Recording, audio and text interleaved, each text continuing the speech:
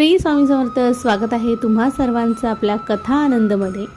तर आज आपण हिरण्यगर्भ या ग्रंथातील 13वी कथा ऐकणार आहोत आणि कथेचं नाव आहे भावी नियोजन प्रज्ञापुरी वास्तव्याचे. योगीराज आता पुन्हा हिमाच्छादित पर्वतराजीमध्ये पोहोचले होते.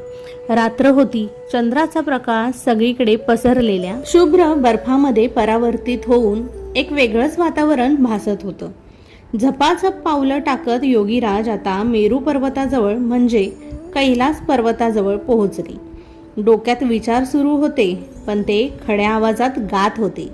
शिव हर शंकर नमामि शंकर शिव शंकर शंभो, हे गिरिजापते नमामि शंकर शिव शंकर शंभो. भारतातील भक्ती चळवळ हीच सामाजिक आणि सांस्कृतिक जीवनाचा कणा होती. धर्मकल्पना आणि धर्मश्रद्धांना समाजात महत्त्वाचं स्थान होतं. पण या गुलामगिरीच्या